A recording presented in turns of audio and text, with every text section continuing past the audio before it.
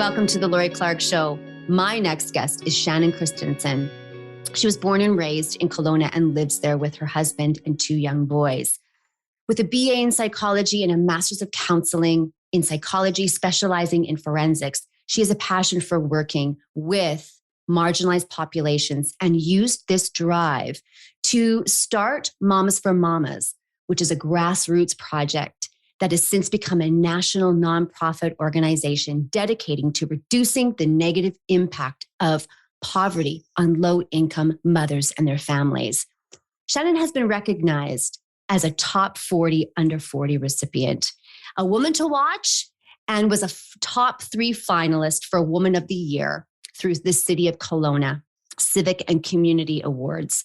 Most recently, she has co-authored a best-selling book about motherhood. I am so excited to listen to her story in this new episode of The Lori Clark Show. Please welcome Shannon. I have a lot of questions, but I really want to know how it all started. And I read in my research that he passed, and It was kind of an impetus for what you're doing right now. I was finishing my master's in forensic psychology, and I was doing my internship at Youth Forensic Psychiatric Services, which is a beautiful space where individuals who've been convicted of crimes, murder, sexual assault, and then general crimes like robbing liquor stores and stuff, they would be referred to youth forensics. And then I had the opportunity and the privilege to treat them for recidivism, reoffender treatment. I was helping them to not do that again. And my goal in getting into that field was to really help youth like I was. I was a very, very high risk youth. If my mom wasn't as supportive as she was, and my dad wasn't as scary as he was, as a lawyer with all the power in the world, they got me into the help that I needed as a kid. I was brutally depressed, highly anxious, self-medicating. I almost dropped out of school. I had to get bilateral rib resections in my grade 11 year and had to drop out of basketball. I played AAA. So I lost my identity and I really didn't know who I was, and I wasn't good at anything. I was mediocre at best at some things. And then I found psychology and I fell in love with it, and I knew I'd found my thing. So I got into it. My dad and I were like, he supported the hell out of me with it. I was really like, maybe I'm not a huge failure. Maybe I'm not, going to end up on the street. I remember somebody very, very close to me telling me once I graduated university that she was so proud, not just that I graduated university, but that I wasn't basically a sex worker. And I realized then that that's what they saw. Like that's how low they thought I was. So tell me about that, if you don't mind, because no, not at all. I feel like if I can get you to share all those pieces that you bring up, then people will know you better. And so you lost your identity. Yeah, I never really had one, honestly, Lori. I was a middle child of 5. My sister was a world champion in karate by the time she was 14. My older sister was a ballerina that was probably going to go into the Canadian School of Ballet. I was surrounded by highly successful type A overachievers, and I barely made second string on all the teams that I tried for. And I know I really only got on second string because my dad was the coach's lawyer. Like I'm fully aware of the nepotism that occurred to keep me in a space where at least I could try to belong. I was never pretty enough. I didn't get boobs till I was 19. I was weirdly shaped and didn't know how to do my hair, didn't like my makeup. I looked like I was 40 when I was 16. I remember my girlfriend Helena would, try and help me be a little bit more like a 16-year-old, 17-year-old, but I'd wear like corporate dresses and do my hair. Like it was bizarre. I don't know. It's hard to explain. But I was dealing with cyclical depression for most of my life. So sometimes I would be quite good and you would never be able to tell that I struggled. But other times, I wouldn't get out of bed for a long time. I was in the psych ward when I was 16 after a suicide attempt. And I really, truly felt like there was nothing in this world for me. And I believed that with every inch of my soul. So when I went in to do my master's, my goal was to make sure that any kid that felt like me didn't get doped up with Seroquel and antipsychotics and lose a year of their life. I don't remember from 14 to 15 of my life. I have zero recollection. I don't know what happened. All I know is my mom took care of me and I didn't go to school. And she was a teacher and I was able to finish my education and start high school. And I finished grade 9 wearing white eyeliner and pink eyeshadow and being the president of the prefects anti-bullying, girl. Yeah. And I started high school smoking cigarettes with a black leather jacket. I dyed my hair black and I was telling everybody to go fuck themselves on a regular. And that was Shannon Kimmett, And I always joke Shannon Kimmett was this badass, like scary person who didn't understand the power of kindness. I used fear to govern my life. I used intimidation to govern my life. And when you say use fear to govern your life, I know what you're talking about. I wasn't a badass girl. I was lippy. Right. And I didn't have what you're saying. My family upbringing was very different. But I know the fear that you're speaking about. The fear of, it's you when you don't know who you are or have any frame of reference. It's terrifying. It is. There comes a time in your life where you're 14, 15, and you start seeing other people learn who they are. They step out into some measure of identity and they begin to work with who they are. Yeah. I didn't know that about myself. I was just totally unworthy, low self-esteem. I was super insecure and I was terribly afraid. And I think it was the unworthiness that I didn't believe that I was worth holding space in the world. No, why would you? No one told you that you were. And even if they did, you wouldn't believe them. Never. And what was it that made you not believe them? Well, they didn't have to spend every day with me. They didn't know how awful I was. They didn't know how useless I was. They didn't know how annoying I was. Yep. They didn't know that, and bless her heart, she's apologized for it, but they didn't know that my mom made up a song about me. Well, she's going to drive me crazy, going to drive me insane, going to give me a heart attack. What's her name? Shannon. Say it again. And then my whole siblings, Shannon, what's her game? Going to drive me insane. Like I was the least likable person on the planet as far as I was concerned. I'm sure the listeners are going, okay, so you sing that song. We hear, are you in relationship with your mama? And she's one of my all-time favorite people in the world because when you know better, you do better. And she is such a badass powerhouse. She's my best friend, and we had a very difficult relationship growing up because I am my father. Yep. I am the Irish. We are Irish Indigenous. So my 3 sisters are black hair, olive skin, beautiful Indigenous women. I'm also an Indigenous woman, but I have red hair and blue eyes and freckles. My dad was very, very Irish. I acted like him. I looked like him. I was going to be a lawyer like him. He said no, he wouldn't pay for it. So I went for forensic psych, close enough. It was like she left him because he was an asshole at that time. He was a great man when he passed, but at the time that they were, together, she wasn't the nicest man. Yeah. And so, she left him and I always felt like she identified the same thing with me. Like if she couldn't like my dad, how could she like me? Wow. And that took a master's to understand. And that is a master's to understand. That's almost like, some people don't even get that in the lifetime. No, it took a bit. And when he died, it was the day after my wedding and it was very surprising. It took everybody by shock. And the crazy part was my mom and dad had been divorced for 17 years. They were back together again the month before I got married. Talk about a trip. So my mom is back with my dad and they walked me down the aisle together. It was like the best day of my life. Honestly, I was so proud and excited to have them there. Yeah. And to be happy together. And he danced literally his heart out, I guess, because the next morning he was hiking before our gift opening. He had all the gifts in his truck and went up for a little hike at Knox Mountain and he had an electrical heart failure. There was nothing they could do. He was hiking with an individual with medical training. And I just remember knowing in that moment when I woke up in the honeymoon suite, there were sailboats all over the water. Sorry. And he was a sailor. And I said to Dylan, something doesn't feel right. Oh. I could feel it in my gut. I said, something doesn't feel right. And he goes, yeah, a lot of people got way too drunk last night. My brother broke the suit we rented for him. And I'm like, no, that's not it. And then we got to my mom's place to get organized for the gift opening. And I saw my mom just distraught. And I remember thinking, just don't let it be Nana, Oh, you know, God. because my Nana was my person. She's who I went to 5 days a week when I was growing up, when I was that kid that no one wanted around, and she wanted me around. Yes. She always wanted me around. So I thought, like, God, please just don't let it be Nana. And then I see Nana's face, and the relief I felt was palpable. Wow. And then I heard it was my dad. I thought, oh, that's just as bad. Yeah. You know, and in that moment, I realized it was up to me to keep the family together. I can't explain why. I can't give a reasoning to that. All I can say is that he was the glue when everyone fell apart, to me. Yeah.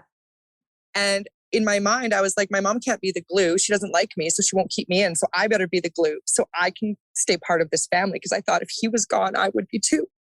Wow. And it was devastating. But it allowed me to realize how important connection is, and how no money in the world can replace your sense of belonging. So we received $500,000 each, or about 700,000 actually, all in. And I thought, I don't want this, but I have it, so I'm going to make it mean something. And I remember giving a big chunk to my mom, because I knew that's what my dad would want. And she wasn't in the will yet, because they had just gotten back together. And it really technically all should have gone to her. Right. Right. Because. So that's what normally happens. And so I just, I thought, this is my opportunity to shift from a space of scarcity to a space of abundance. And I looked at my brand new husband and I said, so I know I said I didn't want babies until I finished my doctorate, but I think we should start trying now. Now it's happening. Because I don't want to die with a bunch of degrees on my wall and no legacy for the children that we want, that no children to share the legacy with. Yes. And so 3 months later, I was pregnant, and we had just put in an offer on a house, and I was starting my master's all within a month. Bit silly. But those moments of despair and fear of losing everything. Yes. And I don't mean money. No. Really made me realize that it was up to me. Yes. Like, it is up to me to determine what my future is going to look like. Yeah. So we had this baby. He was born 7 weeks early. We almost lost him in the birth. I almost died in the birth. And I thought, what the hell? I'm 23. I'm healthy. Like, my husband had gone back out of town the night before. I was all by myself. I'm like, why? Well, you know what, Lori? My little baby James was born on my parents' wedding anniversary. Unbelievable. Like, you can't explain that with logic. So having that baby so early was really tough. And then I had my second baby, Jacob, and it was like a better experience. He was born on time. Everything was healthy. Everything was good, but he was colic and he was cranky, and he was, from day one, his nervous system has been dysregulated. And so it was a struggle. And I remember thinking, I need friends that get this. And I tried the library groups and it wasn't a good fit. I didn't belong. They didn't want me there. I was either too young, 23, 25 when I had my kids. I talked too much about my schooling, maybe. I don't know. I really can't tell you why, but I just didn't fit. And I went to my Nana's one day after work with the babies, and I just finished working with a couple of really intense sex offenders, and my heart was really heavy. And I said to my Nan, I don't know how much more I can do of just breastfeeding and serving offenders. And I'm always in service, Nan, and I got no one serving me, and my cup is empty and I don't know what to do. And she's like, well, Janet, if you are feeling lonely, it is up to you to build your community. And I'm like, well, yeah, no, I know, Nan, like, I'm trying. And she's like, well, you're not trying hard enough because you're here crying in my kitchen. Like, she was, she fed me soup, gave me a glass of scotch, and then told me to manage my expectations. And if you want something, Shannon, you better go damn well get it. That's right. And she built the Motherless Babies home in Lagos, Nigeria, when she was stationed overseas in the 70s. And so it'd be silly not to listen to somebody like that, who'd done it, who'd been there, who had seen the impact that you can make by just giving a shit and building longer tables instead of higher fences. So I went home and I started a Facebook group that day. It was April 14th, 2014. And I started a Facebook group and I called it Mamas for Mamas. And that was just I wanted to build a space where kindness was the currency being used between moms. I had all the money in the world. I had all the material things I needed. I was literally like, if I give away all my things, these moms will be nice to me.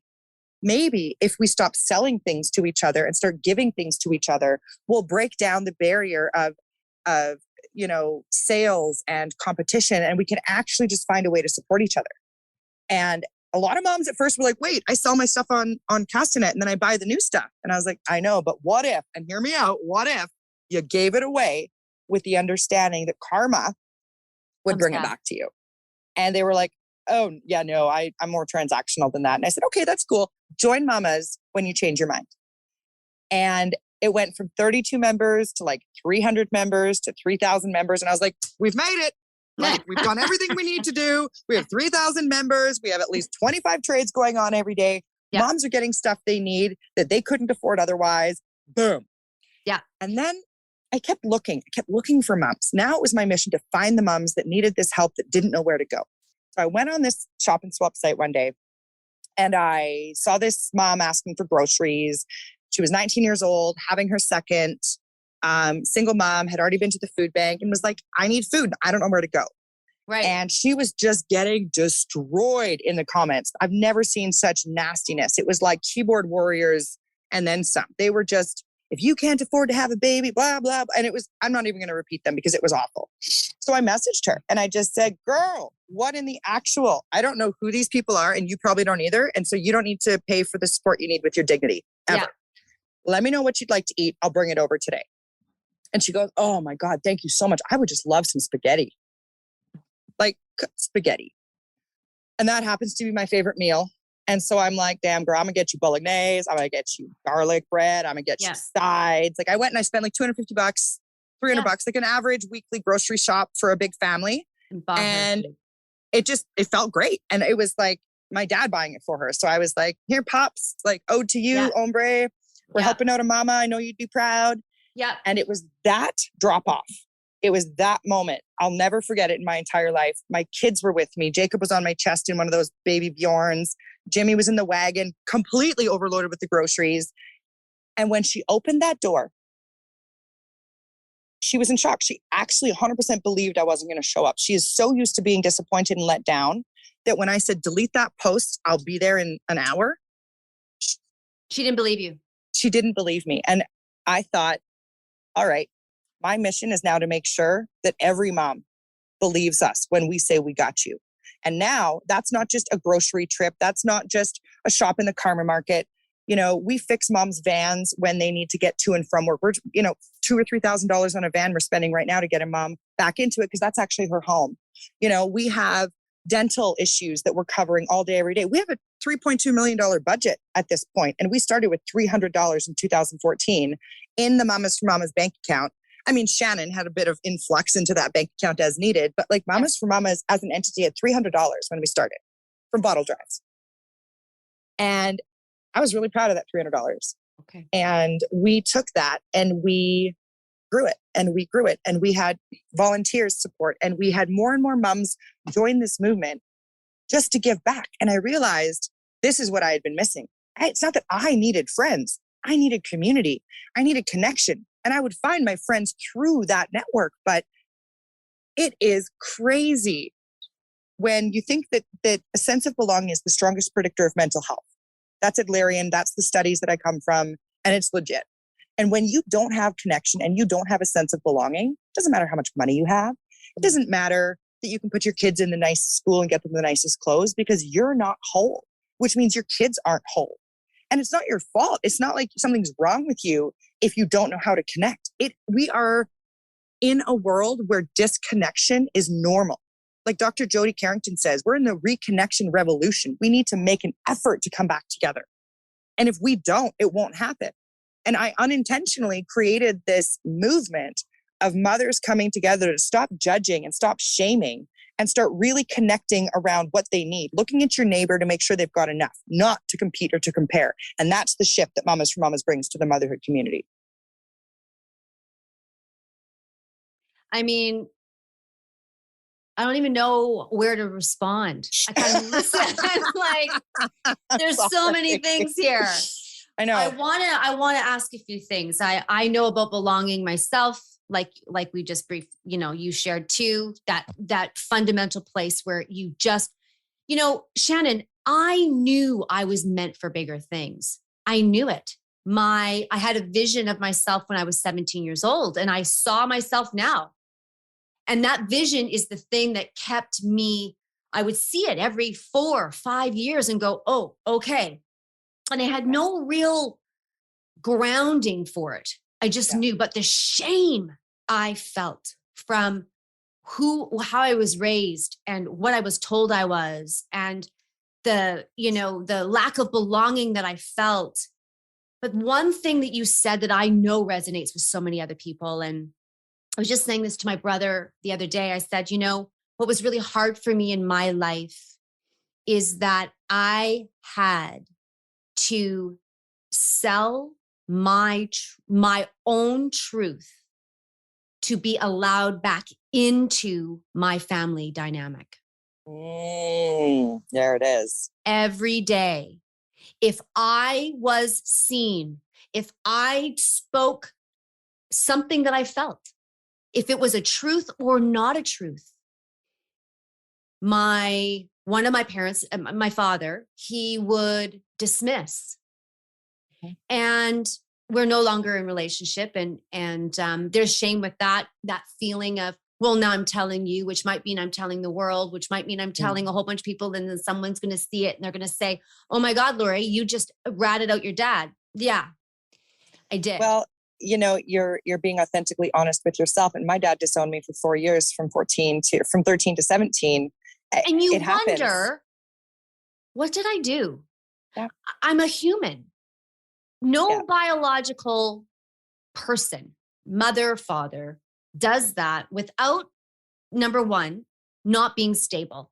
They are lacking their own belonging. I can't fault him. I can't fault my dad. I know you don't fault your father either. Nope, I don't, not a bit. Because again, you know better when you do better when you know better. But he did not know better. I'm in relationship with my mom now. I have been my whole life, but it's strong relationship, and we can talk about the really hard, messy things. Yeah. And I don't ask her to own it. I just say, this is what happened. And she says, I remember. Yes, you're heard. And she doesn't even ask what she can do for me. She just goes, yeah, I know.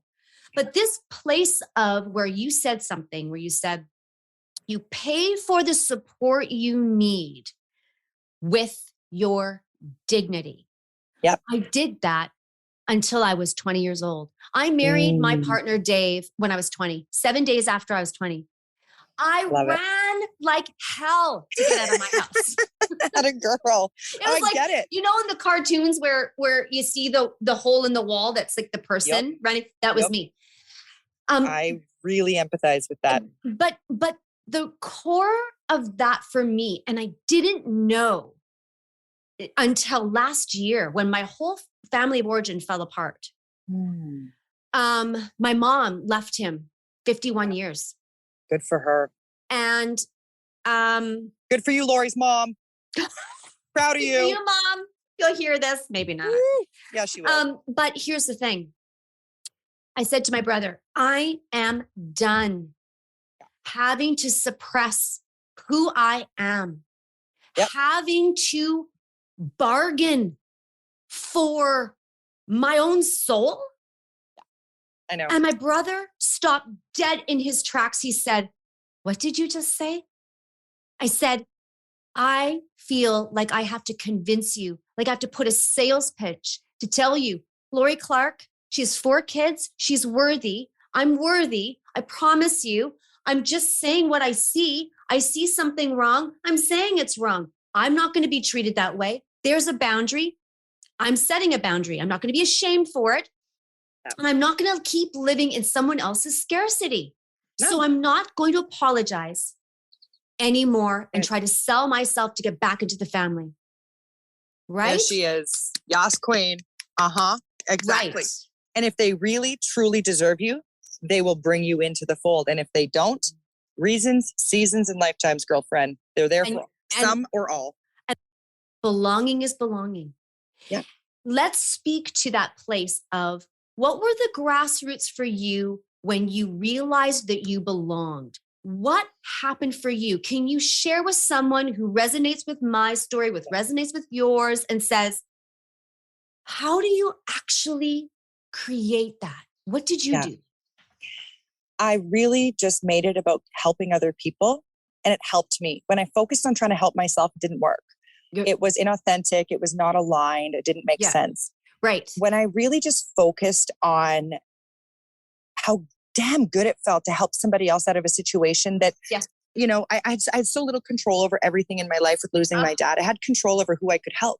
Yeah. And I had the ability to make a massive difference in somebody else's life in a way that I could thank my dad for it. So instead of it feeling like blood money, which it felt like, it was a very odd relationship with it where I wanted to get rid of it as soon as I had it because I didn't earn it, I didn't deserve it, and I didn't want it.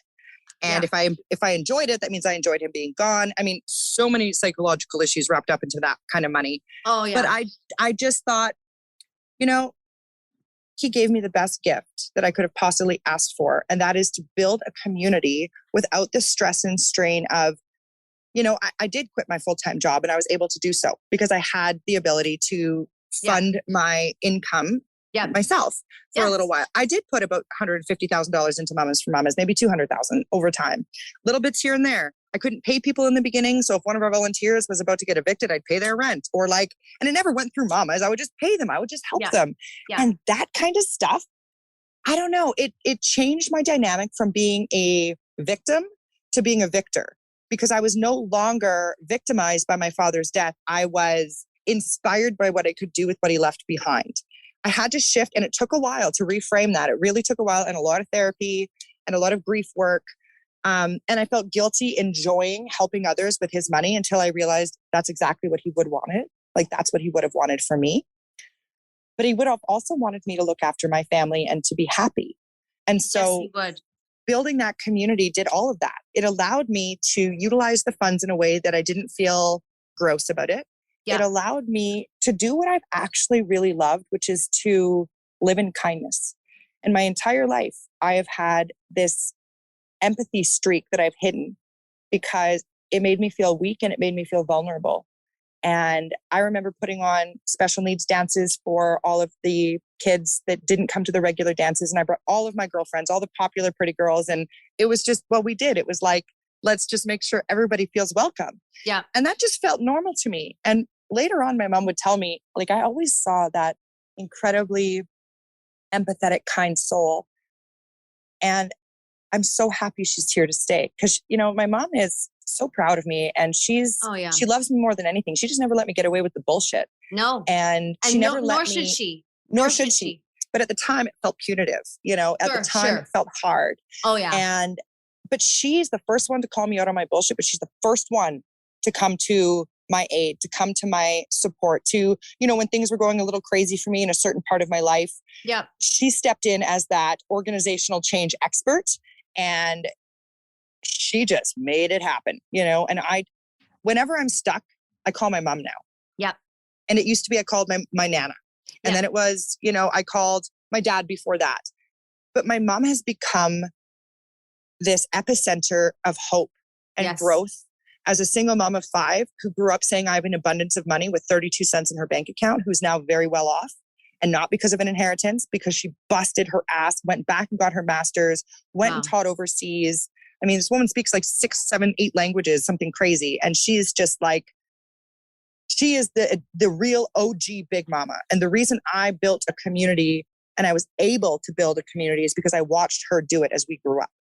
Even though things were a little tough with us growing up, if I had a friend who was in a safe or not in a safe place, they came to our place. They came to Mama's. Yeah, absolutely. And that's what I still say to this day. If you're in need and you don't know where to go, come to Mama's. It just happens to be an organization now. It used to mean Mom's house. Right. And there was probably 20 kids in and out of our house throughout our high school years. Yep. She was a teacher at our high school. So she saw what was going on. Right. She knew what was happening. I had Helena live with me for 2 years. Yeah. And she's my best friend. Yes. But she was also my mom's, you know, 5th daughter. Yes. That's just how it happens. My mom probably has 15 kids, actually, if you consider it in those terms, because she looked after and raised at least 10 other kids in this community. She was a model for you in many ways. right? Mm-hmm. And that's what I hear. I hear like, Hugely. and I would imagine even let's talk about this, being a victim to grief and loss. Yeah. Right? Yeah. That is something that is life-changing. When you are a victim to grief and loss, and it doesn't matter, it doesn't have to be death. It can be loss of connection with a parent or a sibling or a person. It can be a loss of a pet. It can be loss of, you and I would agree on this, your own place in this world. And there are so many women and who are raising young children who say, I was in a relationship. The father's not there anymore. They are the victim of the grief, of that loss, of that, hugely. of that action. How do we help that? Well, grief is just love with nowhere to go. So find a place for that love. That's what heals you. Wow. And that for me is really what healed me, was finding a place for my love. I had this heart and soul full of love for my dad. And we were just building this really cool adult relationship where we saw each other as more than a father and daughter. And I grieved that so deeply. And to this day, I wish I could tell him, but I know he knows. Yeah. What we've accomplished together. He might be on the other side, but he's accomplished this with me. I think we just need to find a place for that love. And when you're hurting, the more you help, the more you'll heal. So would you say that when you get emotional, when you talk about your dad, does that grief come forward and it moves through you, and every time you speak about it, you heal? Is that? Yes, every time. I mean, same with my Nana. She passed away in January of 2020. Wow. And knowing that they were such a big part of Mamas for Mamas becoming who she was. Yeah. But also that they were such a big part of me becoming who I was. I get to live every day making them proud. Yeah. I get to live every day living their legacy, living the legacy of my nanas, picking up babies from garbage cans and behind, abandoned buildings and bringing them into the motherless babies' home and raising them until they could be self-sustaining. She gave them a hand up, not a handout. I get to do that every day. You do. My dad was a steward of charity very quietly in the legal world. He would do all the adoption paperwork at no charge for the families locally. He did a lot of MCFD work. He did a lot of divorces to get rid of individuals that weren't a good fit. And those are all very expensive things that they are a barrier to removing yourself from domestic violence, removing yourself from unsafe environments. Yeah. He was a very quiet angel for a lot of people. And to this day, I meet new people that tell me stories about him that I've never heard before. Wow. And every time I talk about him or think about him or bring him into what I'm doing, I don't just think he's proud. I know he's proud. And for me, that's important. That's the goal. That's the life goal, is to make sure that he is connected beyond. What I realized about my father was that he's just a human being, and he went through things that I had no idea about. And becoming an adult and having my own children, I just wish I could look at him and go, shit, you were right, And he knows that I'm saying that from somewhere, but I wish I could tell him that I'm sorry I didn't understand what he was going through. When he disowned me, it was after my stunt, as he calls it, when I was in the psych ward after my suicide attempt. Taking 80 Zopiclone with a bottle of vodka is not a stunt. I didn't want to live anymore. Yeah. And I was pretty done with the complete lack of belonging and connection. And I truly believed my family would be better off. I was very warped in my mindset at that point. You did, yeah. But I remember waking up in the psych ward or in the ER and having charcoal dripping down my face, and my dad was holding the cup. And he's like, drink your fucking charcoal. He was so mad at me, but he was there. But he showed up. And in that moment, in my weirded out state, I remember thinking, he does love me. Yeah. But love is a very different thing. Yeah. There's a lot of young people that can resonate with me where they're like, it doesn't matter how old you are. When you're 46 years old and you literally say, that's not happening in my life. That figure's gone because they made a choice to. Now I can see what a 5-year-old thinks. I literally feel it. Yeah. But the difference is that they feel like they don't belong as well. Of course. The person that's not there in your life, they feel the same way that you do. And they are, it's hard to say. Is it courageous? Is it brave? I don't know. Oh, Lori, you just brought something up that I'm putting together, and I probably should have put this together a really long time ago. Because people ask me, what drives you to help these kids? Like, I'm very passionate about it, to the point of probably being overbearing. I am for sure, definitely overbearing sometimes about it, because I believe that we can do better. Absolutely. And so this is really cool. So with every child that I help, I'm healing that inner child that never belonged inside of me. You are. Bang, bang, boom. There it is. So again, altruism doesn't exist, Lori. There's no such thing as doing something good with absolutely no, reception of something in return. You don't have to expect it. And if being altruistic means that you don't expect anything in return, sure, fine. But you will receive something. You will receive that sense of connection. You'll receive that sense of belonging. And that is truly the richest you'll ever be, ever in your entire life. Yeah. And so being able to go back and look after that little girl, that little Shannon, who she had enough to eat and she had a safe place to sleep and everything else. Sure. Absolutely. So those issues aren't as prominent. Yeah. But this is why I've implemented emotional poverty relief as a giant pillar of Mamas for Mamas, as much as the financial poverty relief. That's why we have an entire mental health program that specializes in adjustment disorders, attachment disorders, PTSD, not just postpartum depression, but post-traumatic stress disorder as a result of a variety of different things. Trauma in your nervous system mimics many, many mental health disorders. So if you're able to deal with the trauma and you learn to regulate your system, chances are a lot of the symptoms associated with other mental health issues will reduce, if not be eliminated. Yeah. So that's the whole thing for me is adult Shannon finally belongs. Adult Shannon has a lot of people that are really kind to her and really welcoming to her. And adult Shannon still doesn't quite sure know what to do with that, because she's still not quite sure she's earned it. She's working on it. But every day that somebody says to me, "You're so amazing," it pushes me back a notch, because I don't believe it. I believe Mama's is amazing. Yeah. I believe my team is amazing. I believe as part of a gestalt, that I'm amazing. But I don't see myself individually as good enough yet. And that is something I want people to listen to this again. I still don't feel like I've made it. I don't feel like I'm good enough, but I still get up every single day and I do everything I can to go from that scarcity mindset that is absolute complete bullshit, because I am good enough and I am strong enough and I can do it, to the abundance mindset that allows me to say that out loud and believe it. So for me, you could have just taken a page out of my book, because that's how I feel every single day. Yeah, but we don't need to hold on to that. No. That is a conditioned response from society.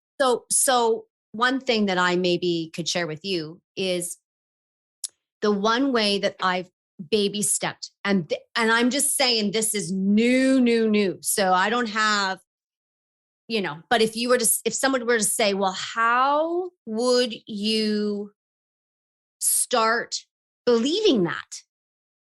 I would say this. So maybe imagine right now, go back to a memory where you felt so much love. Mm-hmm. Can you feel it in your body? Bring it into your body where you loved something so much or you felt it.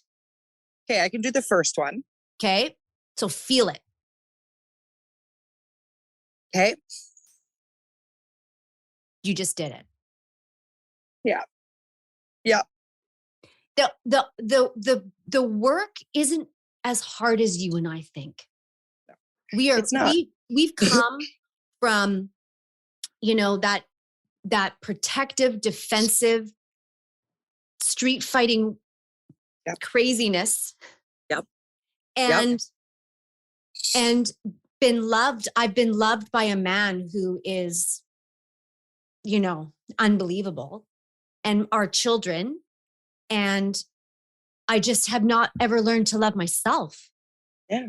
And I'm starting, it's really slow, but where it came for me was that one moment where I went, I got to find something that I loved. Yeah. And where I felt it. When you can feel it, yeah, now the body remembers it. The body is the densest part of the soul. You can think something in your head, but when you really get it is when you allow yourself to feel 100%. 5 seconds, 2 seconds. 100%. Feel it, Shannon. And then tonight when you're going to bed, get yourself in that place one more time. Remember the feeling. Remember where you love something. Feel it and keep doing that every day. Yeah. Well, and another one is loving that inner child.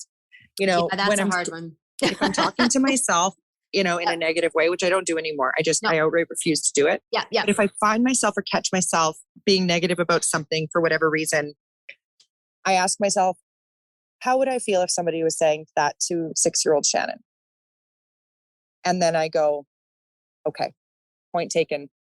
And I won't talk like that to myself. And when I say I don't feel good enough, I don't mean all the time. I mean, I have self-doubt here and there. But I would say when I started Mamas for Mamas, I had about 2% confidence, 98% self-doubt. Absolutely. I'm at 80% confidence, 20% self-doubt now. So we're getting there, Lori. We're getting there. Super getting there. We're there. We just have to get that 10% is allowed. It inspires us to be better to ourselves. It's perspective. And perspective is a beautiful gift at the best of times and needed at the worst of times. Oh, when I'm having the worst day and all this crazy stuff is going on and I get an email from a mama that we're working with and I get an update from her and she is so insanely excited that she has an opportunity to get an interview for a low-income housing development. It's the best thing that's happened to her. And I'm like, you know what? Today is a great day. I have a home. I've got my children. I have the most blessed life. I juggle blessings all the time. I'm juggling, but they're blessings. And it gives you a bit of a jolt of give your head a shake. Mm-hmm. You're stressed out about this, and this. Those things are all manageable. And it gives you a sense of gratitude. And gratitude is what takes us from scarcity to abundance. Absolutely. Period. This is not a career for you. This is a vocation, isn't it? Yeah. This is my life work that I'm blessed to be able to be paid for. This is my legacy. Oh, yeah. Is to make the world softer and better and kinder for parents and kids. It's to make sure that the poverty issues that we're seeing today, our mothers' children aren't dealing with in 30 years. My goal is changing the landscape of poverty and poverty relief systems across Canada. Because when you know better, Lori, you've got to do better. And we know better. So watch out, Canada. We're doing better. We're doing better. And how do you raise funds? What's that piece? Because you started off talking about that. And it's crazy. I can imagine. You have to have confidence to do that though. Oh my God. You should. The first time I reached out for help, I reached out to Nikki Check and she owns the biggest marketing company in everywhere. Yeah. And I cold called her to help me with the gala. And I was just like, hello, my name is Shannon and I run a nonprofit. It's not really a big deal. It's kind of cool. I'm pretty into it. I was wondering if you might want to help me with do. And you're apologizing for your vocation. Yeah. Yeah. And bless her. She actually jumped on right away and she's been a huge supporter since day one. But I've had to really lean into my mentors to understand donor stewardship and how to request funds very specifically for specific programs that give output measures, that have reporting requirements. So we started off, and I'll be pretty quick with this, but we started off doing just events. Events were the source of income. So we do a pub night, raise $1,500. We would do a third party event, a barbecue, whatever, raise $1,000. And that's how we funded ourselves from 2014, 15, 16, and 17. Okay. 4 years. And then we met Miss Jillian Harris. And I was like, hey girl, hey, you got us those diapers a while ago. I was wondering if you want to help me do a renovation for my office because we just got our first physical office space. Right. And she's like, oh yeah, totally. I'll come help pick out a paint color. She comes down. The place is a gong show. It's green linoleum floors and purple walls. And so bless her heart, she came on And I explained to her, we don't have any budget for a renovation because every dollar we bring in needs to go to the programs. I got to pay the social workers because the government won't give me any money until I can show them that I can operate myself for a year. She's like, well, that's backwards. I was like, I know, but it is how it is. So if you could help me with the reno, I'll try and raise some money for some salaries to start helping people. Sure. I ended up earning my stats through donating office spaces. So I rented out a big space and I was subleasing all of the small office spaces to local moms with their businesses. Yes. One was a sleep consultant. One was a therapist. One was a something or other coach, life coach. Yeah. And eventually I said, okay, don't pay me the $500 a month anymore, but I need you to see 10 clients a week. And then you can have the rest of the space at no charge. So donating and trading again. Absolutely. And then I started to, okay, we do events. And honestly, Jill raised $72,000 at that brunch that she did with Aaron Pritchett to raise money for the renovation. And then everyone donated their product and services for a shout out from Jilly. So that was like a really cool way to learn about social capital sharing through social media. We didn't have an Instagram account before we met Jill. So launched an Instagram account. She started coaching us on how to get donated products and services so we weren't spending the money that we were earning on those things. That was a great way to learn about how to keep overhead low but output high. Right. And then we basically got a check for $72,000 at the end of her campaign. And she goes, all right, mama, start payroll, be wise. And I was like, oh yeah, I will be. I'll be so wise. Did you just do the ugly cry everywhere? Oh, everywhere. They have it on video. It's aggressively ugly crying in the best way because she believed in us. Yes. She believed in us. And that kind of seed funding, I'd already spent the majority of my dad's inheritance by 2017. So I was kind of tapped out. I sold my house to keep mamas going in 2017. My husband and I had this beautiful home on the golf course that we purchased when my dad passed away. It was my husband's parents' house, so there was a great deal involved. But anyway, we sold it and bought a house half the size. And I had freed up that 100 and whatever grand for mamas to keep going. And then, but that was all for like infrastructure. Jillian actually helped to pay the program staff. Yeah. So we went from a budget of like $100,000 in 2017. And then we made $450 in 2018. And that was because I started doing events like the gala raised $200,000 that year. One big party a year. And that's non-earmarked funding for everything but the kitchen sink. Yeah. And then when COVID hit, so we've done some granting, like government giving gives us $34,000 a year from the BC government. Yeah. At a $2 million budget, doesn't hit a whole lot, but it helps. Yeah. At the time though, $34,000 towards our $100,000 budget made a big difference. A huge difference. Yeah. So event planning was the first source of revenue. And then we had the government gaming grant. So those two things, but the government gaming grants, you have to help people under a certain income cutoff. And we help people between the 42,000, which they think is poverty, and the 72,000 that's actual poverty line in Kelowna. So we help people that fall through those cracks of the government says you're poor under this, and you're actually unable to house and feed your family when you make under this. So we help those in between. Yes. We do extensive resource navigation to find what's available for their income bracket. And what they're not eligible for is what we do at Mamas. We only fill the gaps. We never duplicate an effort. So the size and growth of our programs go to show there's a lot of flipping gaps in the system. So as we identified more gaps, I went and found more money, and then I hired more people. And then it was just like, there's a bigger gap here. We should fill that. Okay. We need a victim service worker to go to court with our mamas. Done. I'll find the money. So generally speaking, we don't build committees to talk about, a committee that might be a committee. We run a pilot project. We do it for about 3 months. And if it works, I go and find the money for the next year. Yeah. And it's just like that. So we went from 2 revenue streams in 2019, grants and the gala, to 8 revenue streams now. And that occurred as a result of COVID shutting down events. We couldn't raise money the way we used to. No. Once again, Jillian Harris came in and really saved the day. We lost about $400,000 in income between the day COVID hit on the 17th of March when we got locked down and the 20th. All of my partners called. Shannon, I'm so sorry. Our corporate giving program is done this year. Like, I can't give you that 20K. I can't give you that 50K. I can't give you that 25.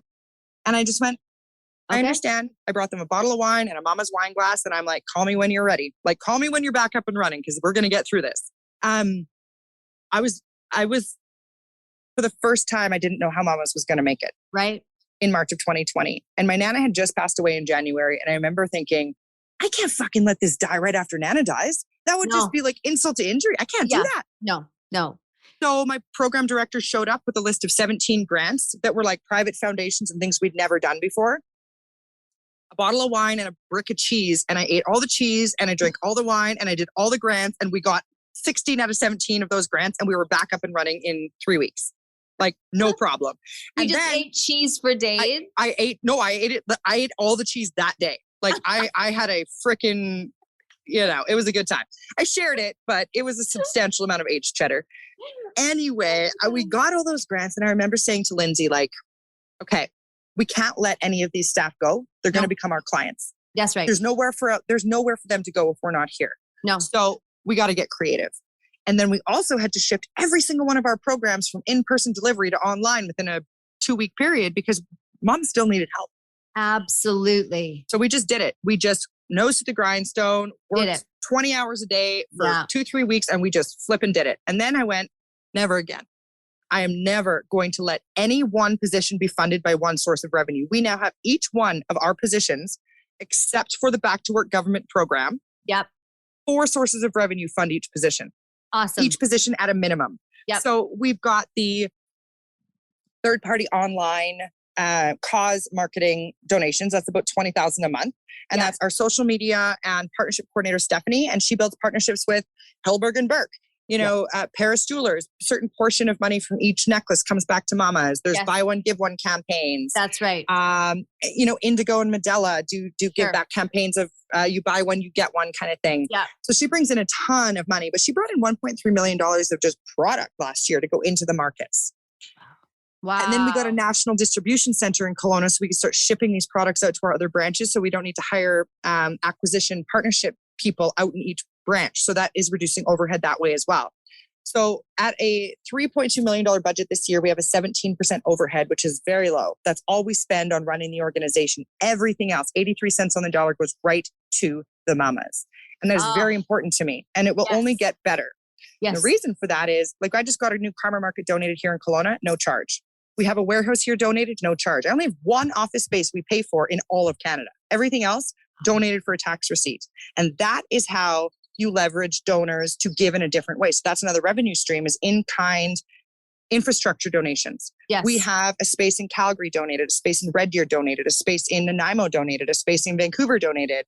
We've got the warehouse here in Kelowna, the Kelowna Chev space, and then we basically spend $4,000 to run 5 branches in infrastructure a month, all across Canada. But that takes creative coordinating. So I don't just ask for a check. And major vision. Yeah, I don't just ask for a check. In fact, I never ask for money. What I say is, I would love to give you the opportunity to be part of Mamas for Mamas because I know that you want to be the change we want to see in the world. I see what you do in the community and I want to help you do it tangibly. So let me know if you'd like to be a financial donor, an in-kind donor, or maybe you want to give your time and come out and help with the farm, come and help in the market. It's up to you, but I appreciate you being the change we need to see in the world because hell, if we need it now. Boom, done. Like it's a no-brainer. Sign me up. Right? I live in Vancouver. Oh girl, we got a branch. Okay, I'm going to connect you with Selena, which is also, Selena's one of my favorite stories because when you give a mama a hand up, not a handout, she will thrive. Absolutely. And I can share this story because Selena has shared it and she allows me to. Okay. She was a client when we met and she needed a stroller. Her little babe, Grayson, it broke. She needed a stroller. Yeah. Normally we didn't ship things from Kelowna that big, but I just had a feeling about her. So I shipped her a brand new Valco stroller. And nope, it wasn't a Valco, Britax. It was a Britax stroller. I cannot get that wrong. No. And then she started volunteering in the garden. And then she needed a dresser and our sweet little Anna got it up there for her and they built a connection. Selena has gone from a mama on government assistance with a little babe to our branch director, our executive director for the Mamas for Mamas Vancouver region, all of the Lower Mainland she manages. And she has impressed me. I get emotional about Selena because I see myself in her, but she didn't have the help I did. Wow. But she gave it to herself. She was sleeping on a bus station area in her teens. And that same bus station now has a Mamas for Mamas advertisement from Jim Pattison that she got donated. Like, if that's not full circle, I don't know what is. And these are the women I have the privilege of working with every day. These women have gone from poverty to possibility. And whether it's emotional poverty to possibility or financial, it doesn't matter. They have made themselves and their children a priority, and they have made giving back their love language. And that's why they will continue to thrive. They'll continue to grow. And I will continue to have their back and to look behind me and to pick them up with me every single chance I get, because they've earned it and they deserve it. And I want to. It's my best part of my day when I can help somebody else feel as good as I know they are. You know, one of the things I think is really important when you say that is because myself have really struggled with shame over my years. Deep shame that who I am is not worthy. Yeah, inherently wrong. I'm inherently wrong. It doesn't work. I don't work. Yeah. And I look at that and I go, you know, with the information I've had and the support that I've had, I've moved myself through that. There are so many people that feel the shame, that feel that shame of, I must be wrong. Yeah. What did I do? What did I do? I must not be okay. So for you to step in and to say, you know, why it works, why from my opinion, Mamas for Mamas works is because there's a measure of authenticity that out of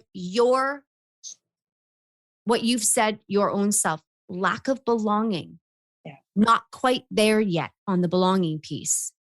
That is the vibration that pulls people in, this magnetic force. If you if you felt all the belonging in the world, it might not actually be as potent as it is. Oh, 100%. Well, I wouldn't be working so damn hard to make sure that everyone else felt it if I was experiencing it. I mean, I didn't know the level of financial poverty that people were experiencing in Kelowna because I didn't have to access those resources growing up. Even though I was a clinician working with these families, you don't get it at the same level unless you've experienced it. And when you have people coming out of the woodwork that you know, and they're your neighbors, and they are coming out and saying, I don't have enough.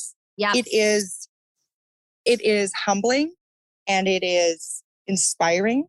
You know, you're not going to have a neighbor of yours walk up to your front door and say, I don't have enough formula for this week. Is there any way you can help me out? It's not going to happen. But they will go on Facebook and they will post for it and they will get what they need. There is over 1 million donations going on every year. 1 million. Like between there's 100,000 mums on the Facebook groups across Canada. And there's 1,000 donations and trades every day, at least. Like it's insane. So these are women that are going, you know, I've got a giant cherry tree. I'm just going to put out a bunch of boxes of cherries in my front yard. Here's my address. Awesome.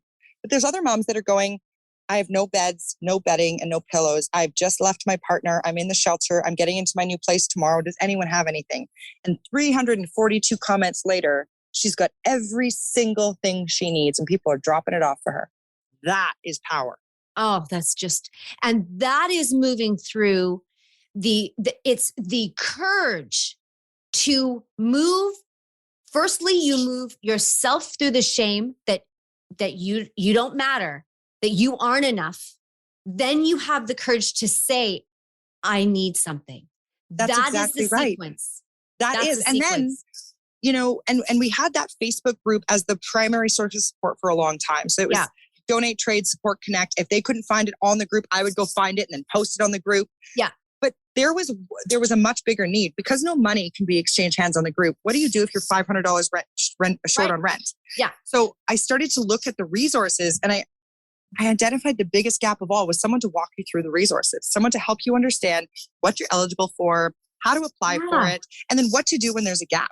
Yeah. And that is where the Mamas for Mamas at-risk program was born. That's why we got an office space, was because I was the social worker to begin with, meeting clients, helping them develop a comprehensive care plan. And now I have to do that, but I've also got this fundraiser I'm supposed to go to and a grant due tomorrow. So I brought on one more person and then one more person. And now we're at 42 staff. And it's just growing in the most sustainable and beautiful way. Because with the funding sources we talked about before, we now have the ability to, let's say one grant doesn't come through. Well, a private foundation has been applied for the same program to cover 50% of it. So I only have to come up with that 50% of that one position instead of 100% of 3 positions. Right. I never count my chickens before they hatch. If the money's not in the bank, it doesn't exist. Good for you. Period. That's right. And so you don't spend any money that you don't have or that you don't know. Even if you know it's coming, it doesn't exist. Which makes you separate emotion to practical. Because 100%. That's also a really dicey issue for people who are entrepreneurs, who are, that emotional, you run ahead of yourself emotionally and the logic, because you could help everybody in the world. Yep. That's how I raise the funds, is they want to hear about the mission and the movement. I get to speak to that. And that's my power. That's my privilege. I get to go and share that. They have the opportunity to make the world a better place with money they need to give away anyway. They might as well give it to someone who's going to do something good with it. They might as well give it to somebody who is going to spend 17% overhead instead of 83% overhead. That's and I'm not saying we do it the best. I'm saying we do it, we fill the gaps the best. And we find what's out there the best. And we will fill all the other nonprofit programs so they get higher stats. Like, everybody benefits with this model. It's brilliant. Thank you. It's so brilliant. Thank you. I'm pretty flippin' pumped on it, and then there's small events, right? Small little campaign event. We have an internal foundation that you can donate life insurance policies, all sorts of products, financial products that isn't just money. So that will generate additional revenue. And then number 8 is our social enterprise. So we have a coffee line, the Mama's Coffee Line, Matug 6. We get $3 from every pound sold from there. So there's many different revenue sources. Oh, and then we became a sub landlord in our warehouse to lease out 2 little sections of our warehouse so that even though it's donated, we're getting money on top of it every month. Brilliant. And that was the owner's idea. He's the brilliant one there. I just said yes to it. But, the more you share, the more you have. Well, that's just it. And empathy is the thing. It's contagious too. Even if you have someone, really is. Yeah. Even if you have people that aren't all that community and socially minded, if you're empathetic around them, they can't help but slide into it. It's so brilliant. I'm so glad you like it. Thank you. I mean, it's just kind of common sense, as I've learned. In the beginning, none of this would have been common sense, because this is where the jewel is for me. It's like it doesn't make sense, and it should never have made sense. You didn't need to see the goal or the flag before you started running. If you did, you would never have done it. You would have said, wait a minute, that's never been done. Okay, how would I wrap my mind around that? So you just stepped out $300 and just doing what you were doing. Yep. And now along the way, the provision comes because of that measure of authenticity that you hold. Well, I appreciate that. And I agree that had I known I was signing up for a marathon, I thought I was signing up for the 100-meter race. No. And I was like, maybe 400 meter, tops. I signed up for a straight up, freaking triathlon on this one. I wasn't just running. Now I had to learn how to swim and bike that kind of distance as well. Yeah. And I had to learn how to ask for help from people on the sidelines. And I had to accept the water they were giving me. And I had to stop trying to do it all myself, because you can't train for a triathlon yourself. And you sure as hell can't raise a baby by yourself. And you sure as hell can't run a nonprofit organization that is successful, like Mamas for Mamas is, by yourself. It is the absolute opposite of why it's successful. Well, and that if you had seen what you are doing right now in 2014, you would have said, give me a few years. I gotta train. I gotta get my poop in a group. I gotta get my body in awareness. I gotta check out, it was never supposed to be that way. No, not never. For you. Because it's never, I would venture to say that most of the families that you help, they don't see the chaos coming towards them either. And so if they don't get the luxury, then you don't get the luxury. I didn't get the luxury. You have to go. And it shows who you are. It shows that measure of where you sit. And I know that people are just, they're probably just so blessed by the spirit of it all. I mean, I just it's emotional to me because I never knew about you. I was doing a show with What the Flower. Awesome. And she was on, and we were talking about her sweet little babies, all his allergies, and we were sharing about that. And I like gluten-free, and I've got some food allergies as well, and so do other people in my family. And when you have to cook 4 meals, not because you want to, but because actually people really will just fit themselves or whatever. So totally. I know what you mean. I'm not trying to accommodate people. This is actually a necessity. Yeah. She told me about Mamas for Mamas. And I went, Mamas for Mamas. And I want to tell you something. This is super vulnerable of me. But love it. I said, because I was afraid. And I was podcasting at the time. I was in the interview with her and she mentioned Mamas for Mamas. And I went on and I looked and I said to myself, I would never land that interview. Are you serious? Get out. I'm not kidding. Stop. No, I actually said to myself, that is so far from where I am. No way. And you belong, Lori. And so do you. Thank you. Thank you. Thank you. Yeah. You know what? Fuck yeah, I do. I set something like, and again, the pain is the teacher. And it was just this year where I was reflecting on my work and I said, I'm done. I'm done this bullshit. How much longer do I live in scarcity? I'm not financially in scarcity. What I am is my vocation is having a hard limiter on it because I feel like I am not worth it. Well, I'm sorry. But that narrative and the story is gone. And I was in this meditation, 15 minutes is all I can handle. And I was sitting there and Mamas for Mamas came up in my head. And I went, okay, meant to be. This is the test. Yes. So I went in and I DM'd, and I believe her name is Christine. Yes, the calendar goddess of my life and my heart. I put the phone down and then I just ignored the phone like for a really long time. You're adorable. And you know what? She responded and said, absolutely. And I went, oh my God. It was really odd. But it was a life-changing moment because that is the truth. That makes my day. Like, honestly, I am honored every time I'm asked to share the story of mamas. And I'm glad that you reached out because the worst thing someone can say is no. And the best thing they can say is, fuck yes, mama, let's do it. And that's exactly how I feel is, we need to lift each other up. We need to support each other in what we do. We're walking each other home by doing this exact thing. We're instilling the importance of connection in all of the mamas listening to this, all the papas listening to this, all the people listening to this.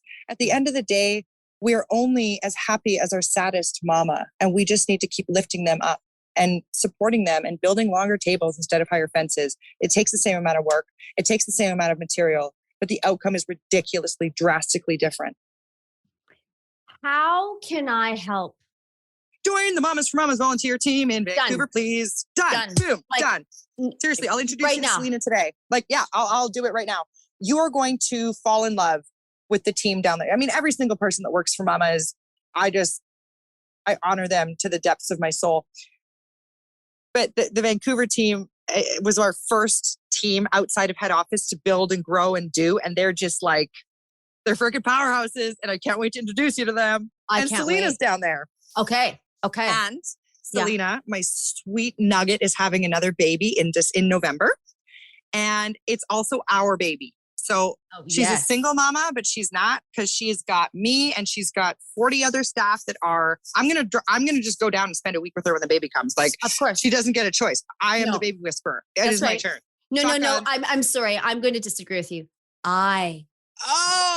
Perfect. Actually, you're local, so I might tap you in when I. We should have a baby off.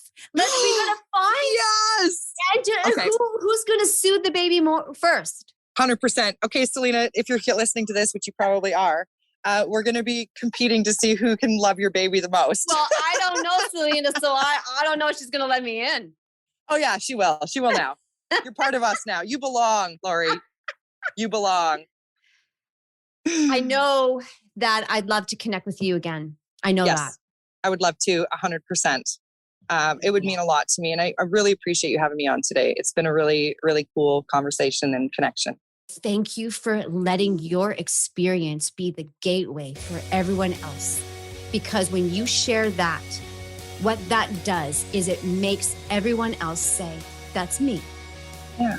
So, and they can do this. They can do hard things, and we can do hard things. And we must. We must. Yes, and we will, and we are. And as long as we stick together, there is no weak link. Not at all. So I thank you. Thank you, Lori. This has been I can't wait to talk again, really. So thank you. Thank you for coming, and I appreciate it. We'll have another conversation. Absolutely. Thank you.